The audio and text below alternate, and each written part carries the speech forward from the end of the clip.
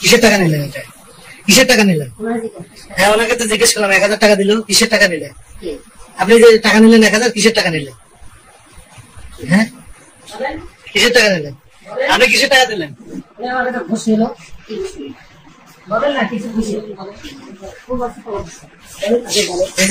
টাকা কোথায় রাখতে দেখেন?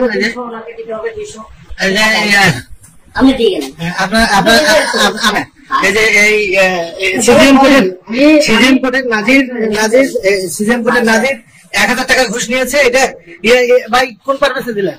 এটা হাইকোর্ট থেকে দাবি রয়েছে, আমি এসে দিলাম। উনি আমাকে বললো প্রথমে যে বন্ড নিয়ে আসেন আরো 2টা। আমি বললাম এর আগে তো একটাই হয়েছে, তো আপনি 2টা আনেন। তারপরে উনি বললো যে ওনাকে খরচ দিয়ে দেন, খরচ দিলে হয়তো 2টা দিয়েই হবে। সেম আমি দিলাম 2টা, ওনাকে বললো ওনাকে 500 টাকা দিলাম, আর হবে না, এনাকে দিতে হবে, ওনাকে দিতে হবে, ইনি কোর্টে নিয়ে যাবে। হ্যাঁ, ইনি নিয়ে যাবে, উনি নিয়ে তৈরি করে। আপনার নাম কি দাদা? আপনার নাম কি? আপনার নাম কি? আপনি ওই যে টাকাটা নিলেন এইভাবে? আপনি বলেন, হ্যাঁ, এই টাকা আপনি এখানে বসে কি ঘুষ বাণিজ্য করতেছেন? না, ঘুষ বাণিজ্য যে নিলেন এখানে, হ্যাঁ, আচ্ছা, এখানে টাকা কে রাখলো? উনি রাখছে। আচ্ছা, শিওর তো? আপনি প্রমাণ আছে আমাদের কাছে? হ্যাঁ, প্রমাণ আছে, প্রমাণ। ঠিক আছে, ঠিক আছে। আর আপনি বলেন উনি রেখে গেছে, এটার প্রমাণ দিতে হবে আপনাকে।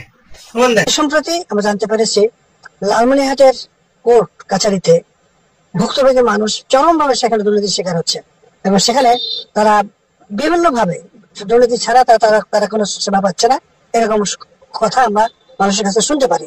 আর এই বিষয়টা দুর্নীতি কোর্ট কাছারিতে, দুর্নীতি কোথায় নেই, সব জায়গায় দুর্নীতি দুর্নীতি দুর্নীতি। তাই এটা প্রতিরোধ করার, দুর্নীতি একটা বাংলাদেশের একটা ভাইরাসের মতো রোগে রূপান্তরিত হয়েছে। এটা এখান থেকে কেউ আমরা বাদ পাচ্ছি না, সমাজে কোনো স্তরের মানুষ দুর্নীতি থেকে আমরা রেহাই পাচ্ছি না।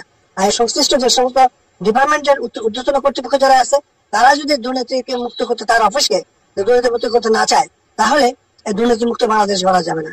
তাই আমি আহ্বান জানাবো যে যে দপ্তরে, যে দপ্তরের প্রধান বা ডিপার্টমেন্টাল হেড যারা রয়েছেন, তারা যদি দুর্নীতি মুক্ত করতে চান তার প্রতিষ্ঠানকে, তাকে দৃঢ় ভূমিকা রাখতে হবে।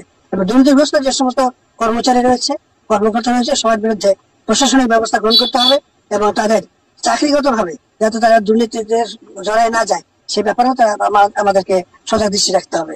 আর অতি সম্প্রতি লালমনিরহাটের কোর্ট কাছারিতে যে দুর্নীতি হচ্ছে, সেটা নিয়ে আমাদের সজাগ দৃষ্টি রাখা দরকার, এবং আমরা সচেতন হওয়া দরকার।